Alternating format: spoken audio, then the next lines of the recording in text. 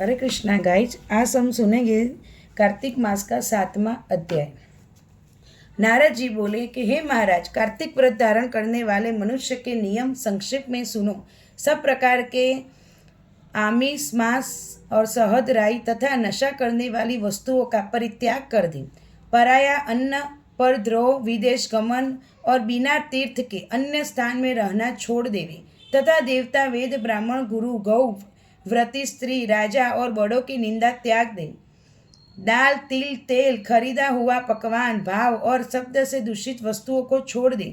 जीवदारी का मांस, चूना, जबीरा का फल, मसूर, बासी अन्न न खाए।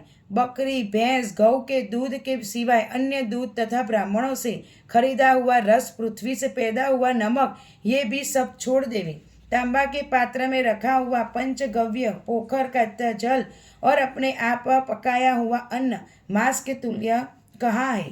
तथा कार्तिक व्रती ब्रह्मचार्य से रहे, पृथ्वी पर शयन करें, पत्तों पर खाए और चौथे पहर भोजन करें। नरक 14 को तेल लगाए। इस तिथि को छोड़कर कार्तिक स्नान करने वाला तेल न लगाए। और घिया, बैंगन, कुम्हड़ा, कटेरी, तरबूज, केत से सब छोड़ देवे।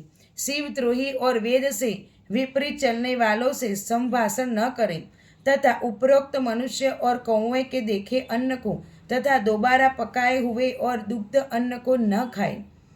विष्णु भगवान की प्रसन्नता के लिए सामर्थ्य पर चंद्रायणी व्रतों को करें। क्रम से काशी फल, कटेरी, नई, मूली, नारियल, तरबूज, आंवला, घिया, परवल, बेल, बैंगन, लौकी अथवा तुलसी, इनके शाक को प्रतिपदावी तिथियों में त्याग देवे। रविवार के दिन आंवले को सेवन न करें।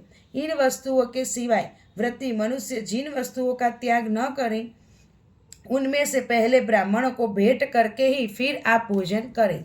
व्रती पुरुष माघ में भी उक्त नियमों पर चले और प्रबोधिनी एकादशी में जागरण कृत करे और यथोवत रीति से कार्तिक के व्रत करने वालों को देखकर समय के दूत भाग जाते हैं, जैसे कि सिंह के डर से हाथी। विष्णु के व्रत करने वाला मनुष्य जहाँ पर आदर पूर्वक रहता है, वहाँ भूत, पिशाच आदि नहीं रहते।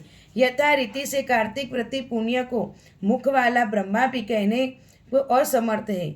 विष्णु का व्रत संपूर्ण पापों का नाश कर उत्तम धन, पुत्र और नाती धान्य को बढ़ाने वाला है। इन व्रतों का नियम पूर्वक करने से अन्य तिथियों के सेवन की कोई आवश्यकता रहती नहीं।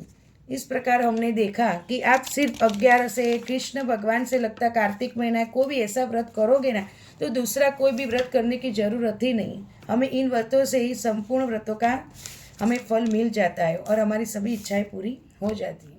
हरे कृष्ण।